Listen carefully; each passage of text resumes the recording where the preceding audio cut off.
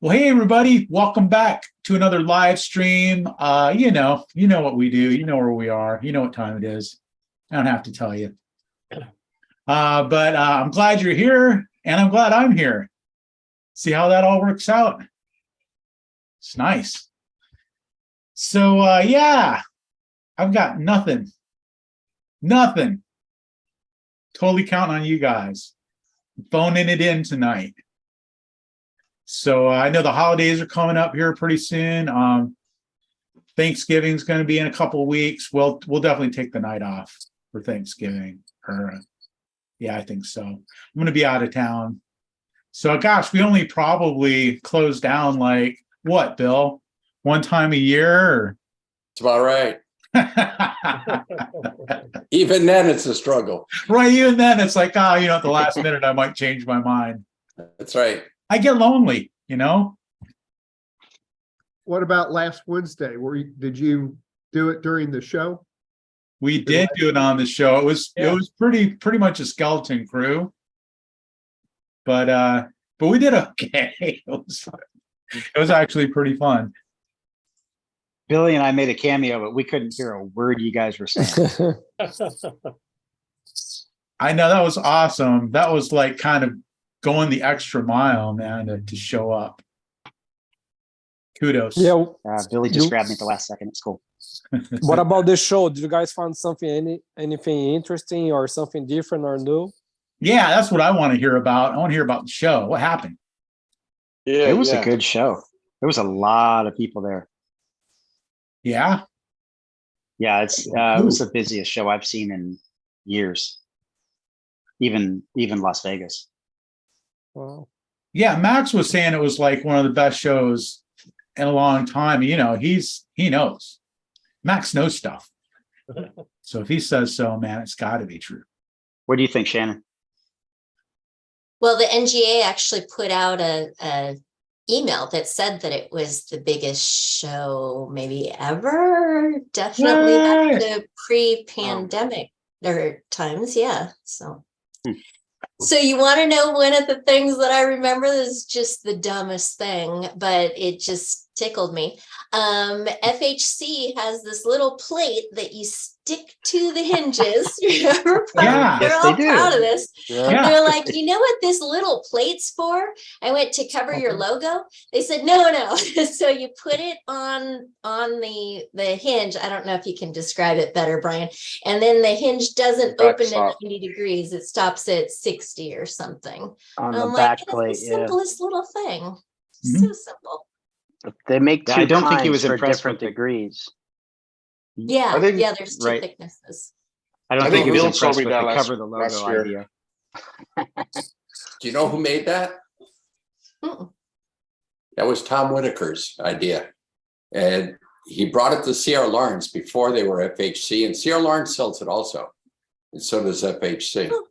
I don't know. I hadn't seen it. Yeah. Make the same thing for pivots also. Oh, they do. What does that look like? How does that work then? Put it on the same, just about identical, Shannon. You put it on the thing and it backs up so that the hinge plate hits the body. So the body of the hinge doesn't move and the part of the hinge plate does. So where the wall mount hinge comes back and hits that, and you can put multiple ones, you can stack them. So What if it's not wall mounted though? I was picturing the header and the No, don't make it for that. Okay. Okay, got it. Yeah. They make a screw-in bumper for that type of application that goes on the inside of the saddle that prevents the door from opening past a certain point. Do you know what that's called? I don't know. It might, if you search doorstop, it comes up. I think they only make it in a black and a brushed nickel. Might be something like swing restrictor. Oh wow, that's advanced. Could be though. That sounds fancier. That glue-on plate was just something, I forgot what Tom called that. But yeah, he made a deal with them. I guess he gets like 50 cents or $1 for every one they sell. So it's pretty good about C.R. Lawrence and FHC now. If you have an invention like that and you want to sell it through them instead of selling it yourself, they'll source it for you. And so you bring it to them, they'll make it, and you cut a deal, or hey, I want $1 for everyone that sells. And they do all the selling, shipping, everything, and they, sell your product to the hundreds of customers or thousands of customers they have. Really makes sense. Could be anything. Could be Chris could stop doing his stuff and let Sierra Lawrence do it for him. Oh, but we couldn't make a deal. But that kind of deal you're describing is called licensing. So that's when you license an idea. So they'll like manufacture it. Like you're saying, Bill, they'll source the materials, put it together, sell it, and then just give you a cut. Yeah. It's a great way to go. It is. It really is. We came up with something a few years ago, and I went through the patent route, and it's a nightmare, and it costs a lot. And the only ones who make money off it is the patent attorneys. And then once you get a patent, then you have to have enough money to defend it. So if somebody does copy you and you want to sue them, it'll take forever. You have to prove damages. So you have to prove how much of it did they sell that came out of, that would have gone into your pocket. Right. You'll never get an accurate number, ever. And the patent's only good in the US, right? You've got to have them in all the different countries. So they knock it off in China, somehow smuggle it in. And then, if you happen to see one somewhere and it's not yours, good luck. Mm-hmm. As they always say, a patent is only as good as your bank account. Yeah, that's exactly right. It feeds your ego that, hey, I got this patent. But unless you're into medical devices or something like that, it's really not worth it. It's smarter just to get into production and be the first one to market with it and get way ahead of the curve. And somebody else, I only worked on this product because nobody else had one. So we worked on it, and it wouldn't be worth paying the lawyers. I think we were into it for $15,000, and this was over 10 years ago. And it just didn't make sense. Mm-hmm. Yeah, that's something people don't really understand about patents. Not only, not only do you have to defend it, against other people, but you have to defend it. So part of the deal of having a patent is that you're obligated to fight. If somebody else knocks it off, and you want to keep your patent, you're obligated to go to court with them and fight it out. So, there's no limit to how much money you can actually lose that way. It's amazing. It is. Sounds like sad. A man that talks from experience. It's sad. Hey, back to that hinge plate. Yeah. It's a shower door hinge limit plate. Limiter, not restrictor. Limiter, that's it. Limit plate. Thank you, Tim. Yeah, I just posted on the chat a door stopper that I use it on my pivot door hinges. So if you guys want to check, I also put the link for Amazon. Thanks, Vitor. Oh yeah, it's in the chat there. Cool, thanks. Mm-hmm. Yeah, those are cool. I've actually I had an opportunity to use those. I think I made a little video, of using it. It's in a situation where the lady wanted just one door. It's kind of a big door in this space, and it was going to hit the toilet. There's just no way around it. So I tried some of those little limiter plate things from FHC. I think I got them, and they're cool. They really easy to use, and they're pretty much invisible. You can't see it, but it limits the swing of the door. Really good. Delivers what it promises. I did see a video just prior to the show of C.R. Lawrence with their sliding. I don't know the name they call it. It was a new product. Sliding door with the roller round bar, but all their wheels had a cap on it, so it always looked like you were looking at a finished edge, whether you're inside or outside. It didn't show the screws. Did anyone look at that at the show? Yeah, I don't remember what they called it. It something has like like a finishing cap that goes on over the yeah, hardware, Yeah. I think right? it's It a just snaps on. Spire. Yeah, it's a slider. Yeah, I don't remember what they called it. It was pretty Yeah. slick. Yeah, I mean, I don't know. I don't get that many complaints about it. You get one or two customers here or there. Who has That- that? CRL. CRL. They Yeah. sent the video out just prior to the show. Then they also, it's a- they incorporated the bumpers into the brackets that hold the. Or did they? Yeah, Yeah, it's all concealed. That's a smart move. Those Yeah. bumpers, they're kind of a bummer. yeah, they're on the wall, so Yeah, Good. smart. what's that one? Yeah, what sucks is when you put one together and you forget the bumper and then you realize, and then you have to take it all apart, put the bumper on. Yeah, I was texting. Not with that that's Billy- ever happened to me or anything, but Right. No. It may or may not have. and here may not have. I was talking with Billy Britt earlier today. Is he on here now? No. Has anyone done billboards for advertising, or is anyone starting to advertise again? Or are you still busy enough where you don't need to? Yeah. Well, I'm sure everybody's advertising, right? Yeah. Has anyone done billboards? We do print ad. We do home and decor, and also another one that's home mag. It's a neat flyer that comes out and looks like a small magazine, and it gets distributed to certain income levels, and it has a lot of home improvement in that magazine. And if I'm a consumer and I'm doing a remodeling job and that comes in the mail, I'm going to flip through it. And so that's why I made the decision to start advertising in that. And I started doing that about 4.5 years ago, I guess. And it seems like it's actually picked up steam. It's actually doing better. And they're giving you a tracking phone number and you can listen to the Yeah, calls. that come in, right? they actually were pushing that. I did not do that because I just didn't do that, Bill. But we do ask every customer when they call in, we always ask, how did you hear about us? So we have a pretty good pulse. Plus, when the ad hits, we get a spike on our phone calls. I mean, the next couple days is very busy. So we know it's working. Yeah. You definitely get the calls. The question is, are you getting tire kickers?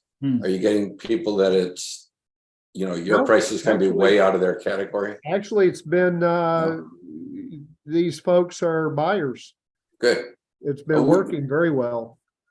I don't regret it one bit. The cost of this type of advertising has gone up, and it used to be a little bit more affordable than it is now. I mean, everything's gone up in price, so. Yeah. They say it's ink and postage and all that, but Ink, man, ink is gone way up. So nobody's looking done into nobody's other- done billboards then, right? I've have a never done commercial. billboards. Have you ever That's done, Bill? A long time ago, but Billy was asking me, what I thought of it, and I wanted to see if anybody else read it. I didn't find it worthwhile. Plus, they wanted to have a year contract because it wasn't a digital one where you could change it overnight. It was the static one. Now, the digital one, that makes a world of difference. And they're getting better and better and better every time. LED lighting boards, really looking good even in daylight. When they first come out, it was a static paper, basically like wallpaper, and they would put them up like Right. strips. Exactly. Then they came and they figured they could get 3 advertisers with those triangular things that rotated. And you could get 3 advertisers and you would share the cost. Right. And I don't know how many times I've driven down the street and I saw that those things get jammed and you only see a quarter of the ad that's supposed to be on there, and it didn't work right. Then they came out with the big screen, and it was good. You could change it from home on your computer, so you could get a new ad every day if you wanted to. But the quality wasn't good. But I think they finally got that down now, and the quality's much better. But again, it's where is it located? What market are you going? Is it trackable? I know Robert's on here, and you've got to be a big one on tracking your ads. Mhm. You know, you got to have some kind of metric to know what's working. Absolutely. I love the digital ones. I'm glad you brought those up because even if people are opposed to billboards, my friend that has a barber shop around the corner, he does free cuts for kids every school season, and he sponsored it with the local billboard that was digital, and he was able to just do it for that season, for that term, short ad spin for him, and he could just turn it off. And if it worked or not, who cares? But he got the brand notoriety without the large expense or the large contract. And so the digital billboards, if they're around y'all, check them out because they might be the cheap test that you can run and create some number. If you use follow up or any other system, it should be easy for you to spin up a number at a very low fee, very low cost, so you can get a true tracking on how many customers came in through that source. And then you can sign up for a year and get that large discount. So you're talking Yeah. about like just using a unique telephone number Or a On the- website on- link. or a website link so that when people, you know that they're coming from that billboard. Yeah, a QR code even. I know it's harder to QR code. encourage that, but there's so many metrics and things that an email and all these can be spun up to be unique to that billboard, to because tracking doesn't have to be what it was back in the day where any ad you ran that was print had your main number, your main website, your main everything, and you had to ask. Nowadays, you can create those unique ones at a very low expense, and it's no friction to the customer if your system just connects it to your company the same way any of those numbers would. The customer doesn't know any difference, but you know every source automatically without having to make anyone manually do that for you anymore. So Robert, let me ask you on what Brad's doing with home ag, because I'm very familiar with that. Can you tie that into follow-up so it automatically populates your CRM and you can now track your funnel from that first phone call from home ag all the way down into if it's a sale? Yes, in fact, we're always thinking about different ways to do that, and different people in different cities. Long Island might say, "Hey, I want to do some banner ads," so we'll spin up a number for him and do some yard sign ads and some door hangers, and they want it to be unique to that location. So we'll spin up a unique QR code on those ads for him, print it out for him, and everyone that scans that, texts that number, or goes to that website link on that specific ad will come into the system, notify our salesman to figure out what they need, and by then we should have some sort of information on them besides name, number, email. Did they also fill out the extensive form where they already had their sizes and everything? So we meet them where they're at in their project. Are they just price shopping? We try to figure that out as fast as possible once they come in through those channels, and then we'll figure out, do yard sites generate people that are on 3-month terms? Because we found Google ads is the fastest. Facebook ads are the longer lifespan. Yelp ads are also very fast as far as how fast do they want to pay you to do this project.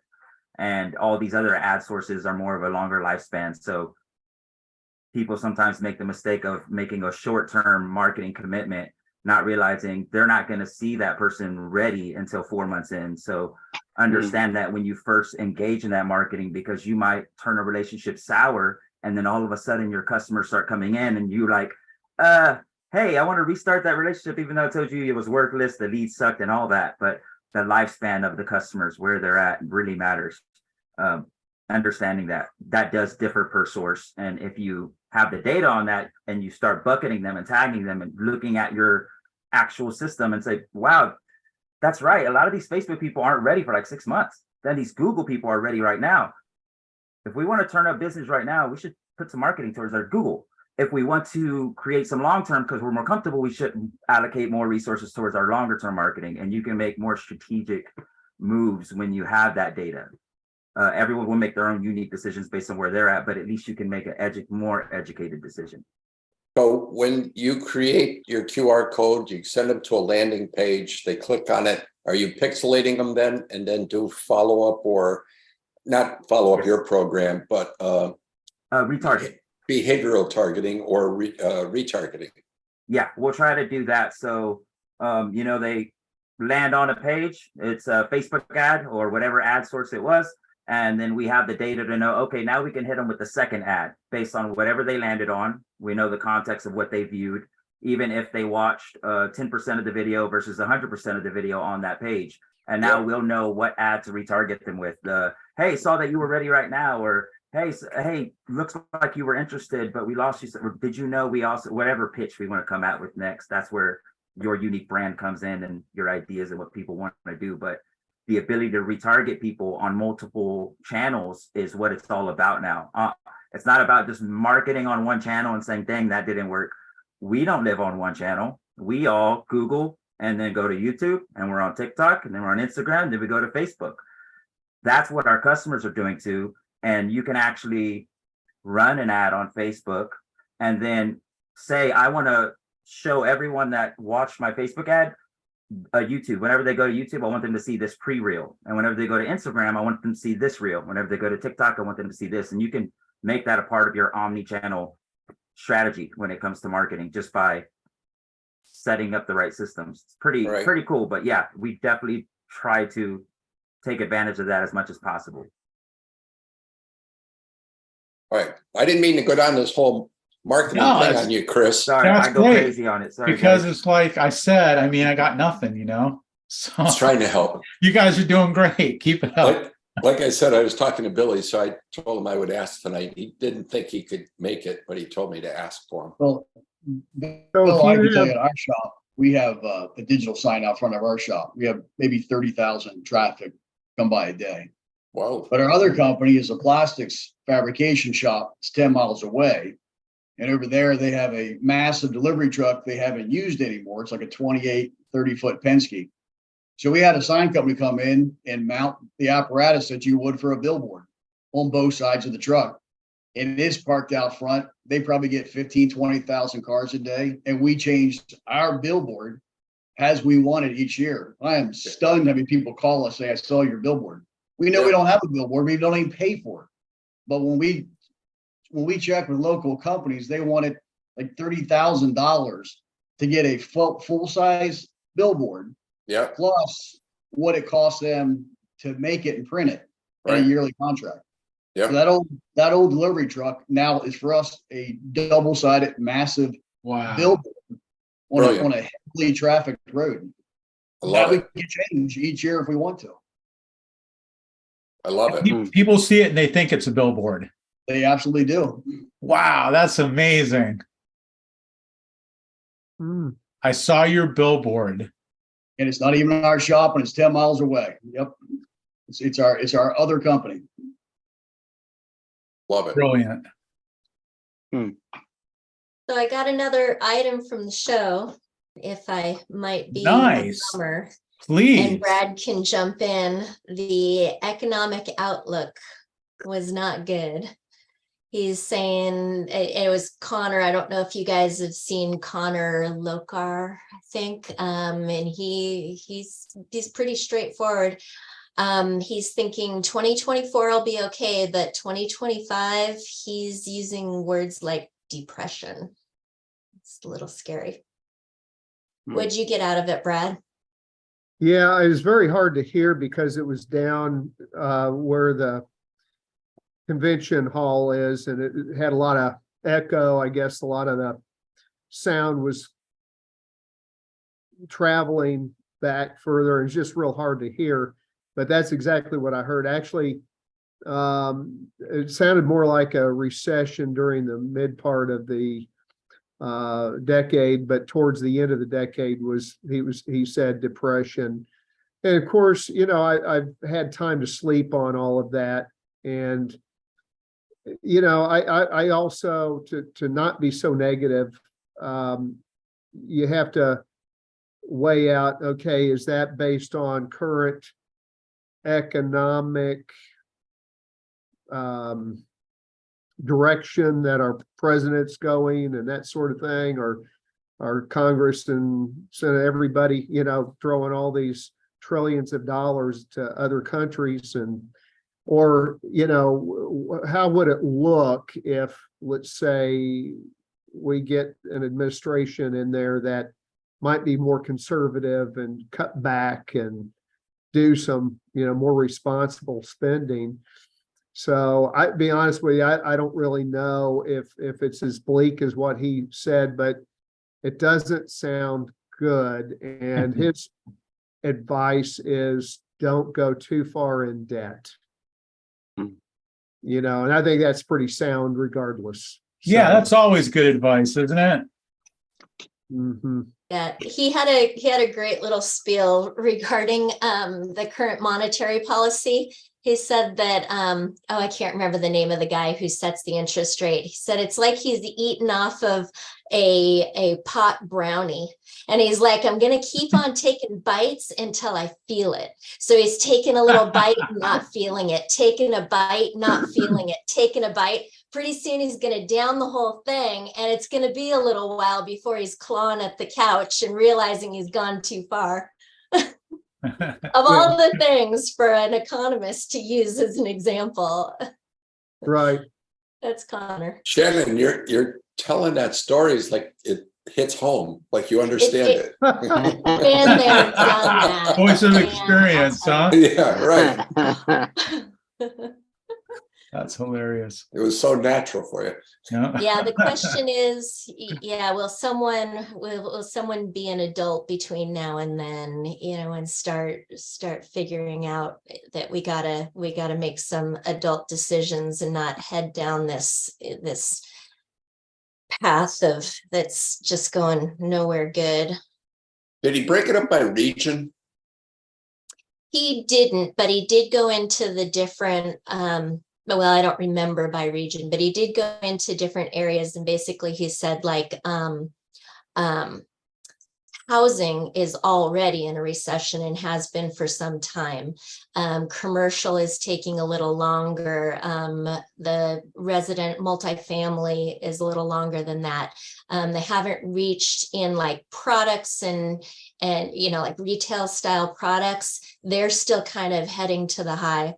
And I guess one of the things that he cautioned that, like Brad said, it wasn't necessarily as bleak. He said the main thing is he wants to make sure that no company is looking at where they've been and predicting the same sort of a growth. Just don't go, thinking that it's going to be, gangbusters like it has been the last couple of years is his biggest warning. Where we are in Pennsylvania, right before the show, our two biggest builders brought us in that week, announced they had massive layoffs coming, and they were cutting back 50% of their new home starts because of the interest rates. We were shocked how many people they let go in like 5 days right before the show. I'm talking office staff and foremans on the job sites, and these are guys that build 1,500, 1,700 homes a year, decent sized builders. And they said with the interest rates, they just were making cuts now to not build up inventory they were going to sit on. Mm. His theory is that we've already been in a recession, but there was such a backlog that we didn't notice it. And, same thing with, GDP and everything seems fine because everyone's still working through all the pent up spending for so many years. Mm-hmm. It makes a lot of sense. I just think that if he broke it up by region, you may get different indicators. Like the big builders here are not cutting back. Yes, the interest rate has hurt them, but they're still not cutting back. Well, and also in every recession, every situation, there's, not everybody's losing. There are people who come out ahead in recessions too. It's just a matter of kind of being aware. You're Yeah. singing my You tune. make a good point.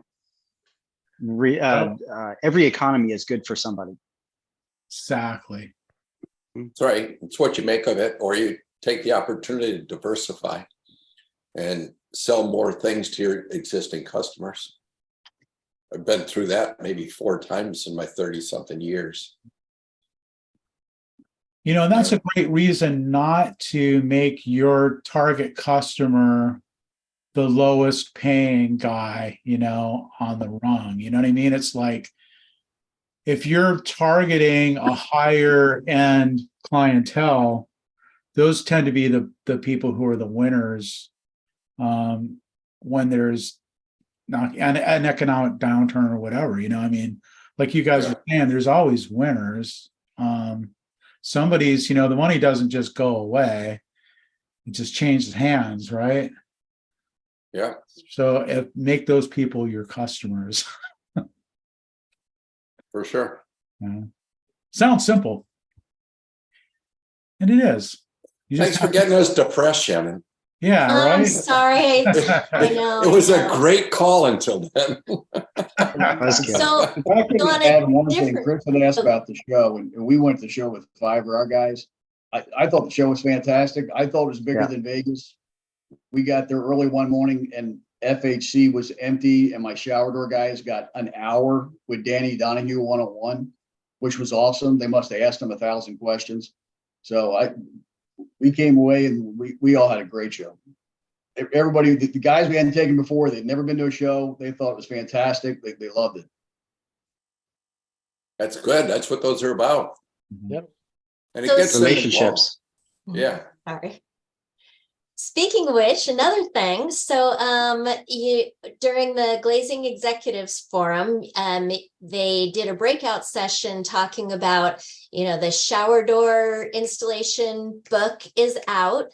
And then the question from the NGA is, what's the next step? What else do you guys need? So really excellent opportunity. I'm pretty sure that Danny and I signed up the group for like another, 5 years of projects. So, just be ready for that. Bill, Chris, anyone else who wants to jump in. One of the things that people said that they would like is the my glass class to have a lot more shower stuff. There's so much commercial glazing stuff in there. They said that they'd love to see little snippet videos. So, here we are in the install guide, we start talking about drill bits. So here's a video of different drill bits, things like that. One of my asks from the NGA was I would love to see some glass testing being done. So how tall can you go with 3/8 glass and have it still be safe? How much deflection are you going to get in different sizes? We've got all of these people that are, Brad was in the meeting with another guy, and Brad's like, well, in my 30 years experience, blah blah blah, and the other guy is my 30 years experience, blah blah blah. And I'm going, we could stand you guys up at the front of the room and you could disagree on all kinds of things. Where are the facts? But I'm sure there's opportunity for all of us to continue to have that asked to the NGA. Here's what this group of shower pros and the rest would like to see next. Right. Actual testing for accurate information. So that would be pretty cool. Yeah, I love You make that a good idea. point. I'd love to see okay, yeah, let's install this. Let's install a panel that's like 48 inches wide, and 80 inches tall, and hinge a door off it, and see what it does, see how it acts. That'd be blast. Let's go Yeah, I 60 think inches wide. Those design specs are outdated, is what you're getting at. And I think it's the hardware manufacturers that have set those, if I'm not mistaken. Right. And so, a 22-inch, half-inch panel is the max for a hinge panel. Well, okay, and we've had this discussion before. Well, is that full length, or is that on top of a knee wall? Or, maybe, what if it's 30 inches, half inch, right? And so we're being bound by these old standards. And we all know that, say you put a glass header, we call it, or a transom over the door to tie the one side to the wall. We know that works, and it works quite well. My issue is we do that, and it's been done, say, hundreds of thousands of times. The problem is when it comes to litigation, they're not going to look at hundreds of thousands of times because nobody has that data. They're going to look at, well, what does the manufacturer say? Well, 22 inches. And so we're kind of hung out to dry, even though we know it's a solid design. That's where I'm kind Yeah. of wishing that they would do what you're talking about, Shannon. So let me give you some info on that, Brad. And Shannon, you can attest, and Chris, you can, because you're on the same group. As we were writing those specs, we were very conscientious of exactly that, Brad, where when shit hits the fan, a lawyer's going to come knocking on the door and looking for that. So we stayed away from absolutes. We stayed away from, you must do this, you must do that. We always said it's suggested, or this is a guideline. We stayed away from that specifically because that handbook, which is intended for installer education, becomes a legal tool when shit hits the fan. It says, what does the National Association say about that? So when we wrote it knowing exactly what you're talking about. We wanted to be specific, but we stayed away from it. And one of the scenarios I gave is when we built our building and we put these cranes up, they have 2-ton cranes, 3-ton cranes, 5-ton cranes. But they tell you what the weight capacity is, but what they give you can be exceeded by more than 10%. Yeah. But they don't want to give you the maximum because everybody pushes the limit. Everybody. You tell them it's a 5-ton maximum, they're going to put 5.1 tons on it. So, it's going to hold up. So same thing in the glass industry. You tell them it's 22, well, I can go to 24. You tell them it's 30, they're going to go to 32. It's just the way it is. So we stayed away from that just so that that guide that was intended to help people do it right doesn't come back and be thrown in our face if something goes wrong. Right. Yeah. I'm just saying that we chickens know come that there's a home to lot more roost. standards that'll work. Yeah, that's the problem. There are standards and there's testing laboratories that can give you a lot, but you have to get it tested from, what type of tempering was it? How strong is it? And then what hardware are you using? So you have to match them both up to have a completed unit. One without the other doesn't do you any good. They can only Very be expensive. guidelines. Yeah. Another topic that came up as well in that breakout session is that there aren't building codes necessarily in a lot of locations for glass shower enclosures, specifically frameless shower enclosures. We have to pick and choose from, the electrical specs and the plumbing codes, but there's nothing that says exactly, the shower enclosure has to be this, that, or the other. And it's different in every location, but,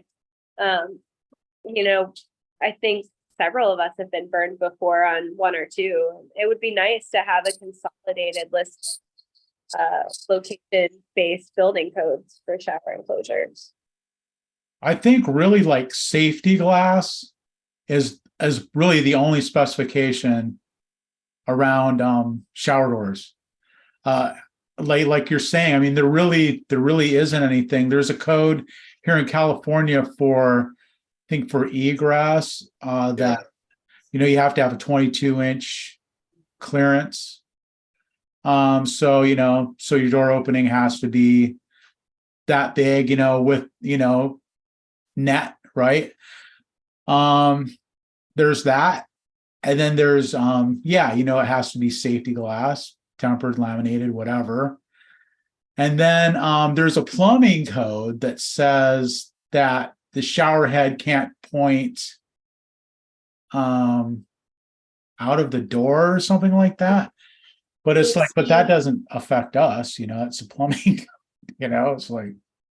It says that you have to be able to reach the plumbing controls from outside the door without being within the spray. And it has definitely affected us where an inspector has come in and said, this doesn't pass. We had one in particular, it was a barn door slider on top of a tub. And we're going, well, they could test the water on the tub, not on the shower, but he was adamant about it. So we took the glass off, we hung a shower curtain from the barn door slider, and then put the glass back. But it's come up more than once for us. That must be regional kind of, we've Yeah. never had that in our area. The other code is that the door has to open out.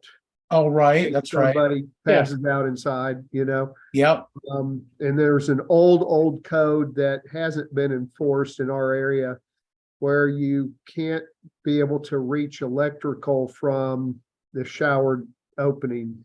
So, which, you know, that's never really been enforced except for one time way back when for me. So, Well, and I don't know if you remember this one, Dad, but we had one a year and a half ago that we had to remove it. It was a door and panel.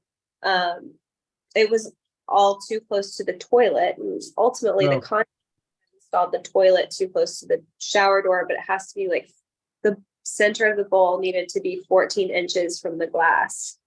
And, you know, obviously that's not really on us, but we had to go out there and remove it, put up a curtain, and then reinstall it later at a hefty discount. yeah, if we're the last ones in, it affects us because it's a plumbing code, but they set their plumbing and then our glass comes in after the fact, and then that becomes an issue. So, Yeah, So yeah, nice to consolidate all those codes so that we know what to look out for. That's all. Yeah. Good one. yeah, you're supposed to have 30 inches between the walls on a toilet. So if you have a glass wall, that's the second wall. So you have to make sure you have the right distance. That's what ours is too, 15 inches from the center of the toilet flange. So, you know, from one to the other, it's 30 inches, but ours is still one-sided. So if there's nothing on the other side, it's still 15 inches from the flange for the glass. And that's another one where it's not a glass code, it's a wall code. Yeah. Right. They're not our codes. They just mess with us. Yeah. Can you get away with it if it's sliding doors? No. probably depends on the inspector. I think it's it all not a- depends. It always depends on your inspector, you know? It's not a wall at that point. Right. It's not fixed. Yeah, I mean, you know, it depends on your inspectors, and so different inspectors are different, you know. I mean, they have a lot of discretion too to like even exceed codes if, you know, if you get on their bad side. So Yeah. always nice to them. Do you have inspectors reject your shower doors if they don't see the tempering bug? I got a call one day. I was out on a job. Actually, I was out on a measure. And I get this call, and it's like, this guy's like, hey, it's so-and-so over at this job. You did this job like, you know, a few months ago, and I've got this inspector here, and they can't find the temper bug on the glass. And I'm like, wow. Well, that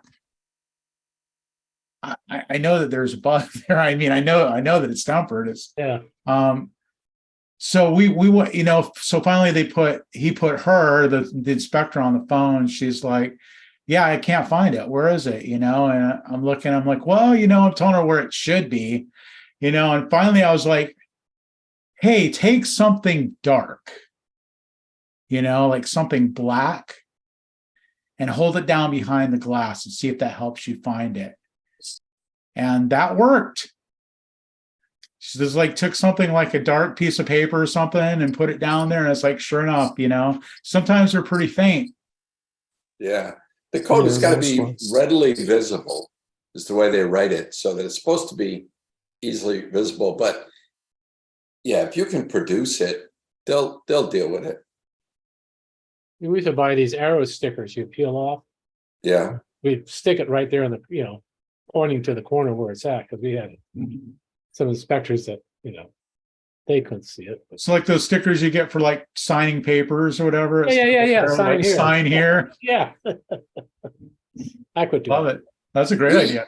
We used to order the glass without the bug, and we would, from Old Castle years ago, and they would give us a written document that it was tempered at what day, at what time, and we taped that to the door. The customer didn't want the bug. This is Right. somebody that was experienced. They just didn't want it there. So we would order it, and the only way we could do it would be to get a written document from the temperer itself. Yeah. And some inspectors will not even accept that. Yeah. Is that letter? Out here. Yeah, they don't have to, right? No, not the way the code's written. It's supposed to be permanently etched into the glass. Mhm. No, they won't accept that. You used to be able to do it out here, but they won't do it anymore. So that brings up a whole nother topic. Yeah. Do you know that you can install shower doors that has a tempering bug, but it doesn't have to be certified? In other words, Shannon, do you self-certify or do you send it to a third-party lab? Yeah, we self-certify. We didn't sign up for the SGCC certification. Yeah, so we looked at all their documentations and requirements and everything, and we started following them, you know, the temper logs and all of those things and the testing ourselves. But unless you've got like a commercial customer, it's not required. And I also looked in our area, and one of the big fabricators isn't certified either. So we decided not to. So if you're doing stuff for architects where they say you must follow ANSI regulations, well, part of the regulations is it must be third-party certified, right? So even though you can self-certify and you could do it as good as anybody, it doesn't follow their contract of what they're calling for in the spec. So there's a lot of builders that are getting glass from uncertified guys. Now, I know we pay a lot of money for certification, and I'm thinking the same thing as you. It's really not necessarily. We self-certify every day anyhow. You're breaking it, and we have the logs.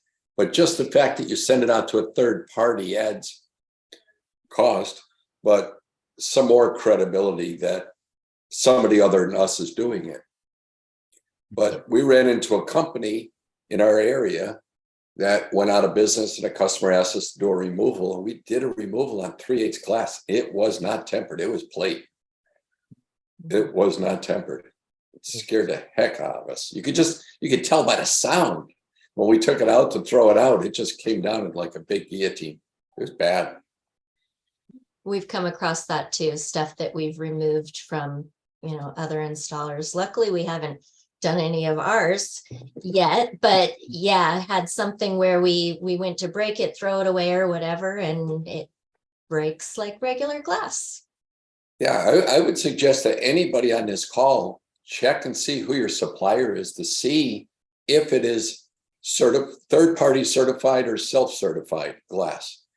And usually on the bug, it's going to give you a certification number, or it just says tempered D3 glass without any certification number. And that gives the bug, the inspector, what they want. That's all they want to see, that it's tempered. But it doesn't mean that it's tempered to SGCC regulations or ANSI. Even if you're SGCC certified, though, you can still screw up, not temper it. Oh, yeah. Anything can happen. Of course, you're absolutely right. Yeah. So when you're getting third party certified, how does that work? You just send off like a piece of glass ever so often, or? Yeah, I wish it was only a piece. It's like 6 of each style of glass in a certain size. It's like 30 by 60. And you have to have it polished and tempered and sent to them. So it's like a truckload of glass every time? Pretty much, yeah. It's a lot of money too. I'll bet. And it's different for different types of glass. So if you want 3/8 versus 1/2 inch versus quarter, I think low iron and regular are the same, but pattern glass has to be different. Yeah. Basically, it's a different formulas or recipes on your oven, right? This is what they're checking. So 3/8 is 3/8. So if it's clear or rain glass, doesn't really matter. But you should analyze the bug that you see on your glass. Who is it from, and what are they certified for, and what is the certification lab number?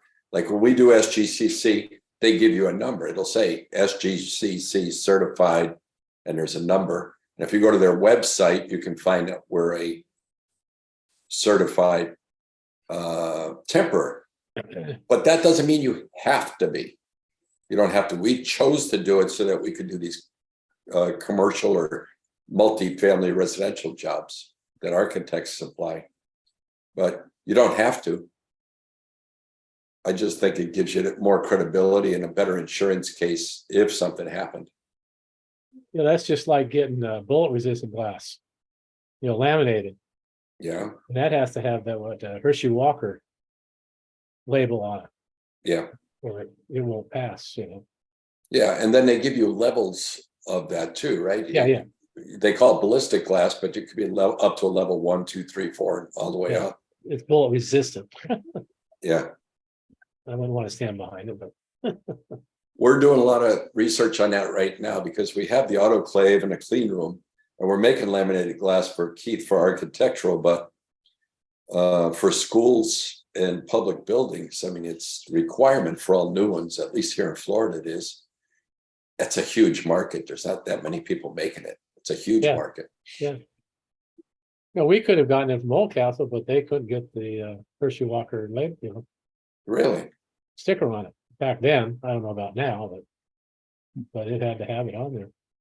You could probably print them up in those little yellow arrows. Yeah, yeah.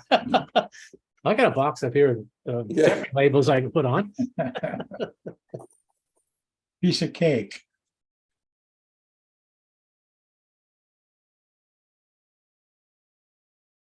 Good stuff. Good stuff.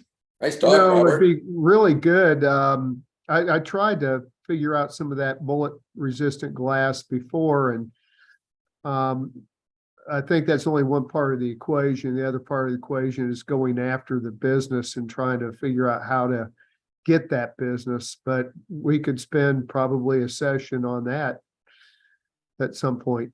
Oh, yeah. Every community, or at least every metropolitan community, has a free service for any business owner, not just in glass, called the SBDC, Small Business Development Centers. They're usually at a local university or college, and they're free. And they will assign a mentor to you and to your business and tell them what you want. So Brad, if you want to go after that type, they'll get that information for you. You don't have to do it.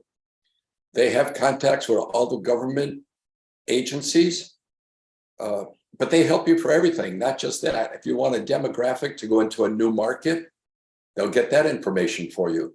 If you want to know population, age, wealth, whatever it is about any market you want to go into, they'll do that for you. But they'll also help guide you with your accounting. They'll help you with your marketing. And it's free. It's a government, your taxpayer money is paying for it. What if I Use want to that. go into a different industry? Will they help me with that? Absolutely. Any industry, as long as you're in business, anything. Not nonprofits though, just FYI. We Okay. do SBDC actually, they're wonderful. I can't say anything bad about them. They have done wonders for our business. And I actually spoke with them about the co-op, but they let us know that they would need to research that because they can't specifically work with nonprofits. Just FYI. Good to know. I didn't know that. Hmm. Nonprofits, not in my vocabulary. Not even, that's an yourself. oxymoron, isn't it? Yeah, it certainly is. A lot of the nonprofits I know are making some big money. Nonprofit business. Yeah, That's- there's something about that doesn't sound right. It's more like nonprofit government. Yeah, right. That'll be the day. Yeah. But, you know, we could still discuss, I mean, the SBDC is not going to tell us how to procure and all that for bullet resistant glass. So, I mean, it'd be kind of cool to figure out that part of it. And who are you buying from? And who do you, I guess, you come up with the set of plans maybe and the spec sheet and send it off to somebody who makes the product, or in your case, Yeah. well, you're wanting to make the product yourself. Right. Now, Max Perlstein is a great resource. That's what the NGA is. I don't know if you're a member of the NGA, but if you are, they also have those resources. They'll tell you all the current manufacturers that are making it. They'll help you with the takeoffs for every job that you want to bid on. There's third-party companies that you could hire just to do your takeoffs. That takes a lot of time, but these are professional guys that have retired and they're looking for a side job, and they'll do takeoffs for you. You know, you don't have to do the whole business by yourself, Brad. You can spread it out and do the things that you enjoy to do, you know? Yeah, And- I would love to have that help Yeah. on bids and that sort of thing. So, We get into bullet resistant glass. We get more into bullet resistant Lexan through our plastic shop. And there's some companies in the United States, it's all they do. They're specialized in putting those systems together. Because you have to have the glass, you have to have the metal that's bullet resistant.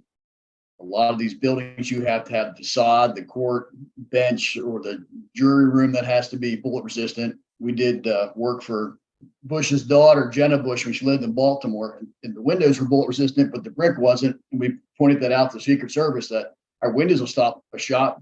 Sharpshooter can go right through the brick. To which she told us not to bring that up during the job installation. So they got bullet resistant windows and had brick walls. That's interesting. I would never have thought brick wouldn't. Yeah.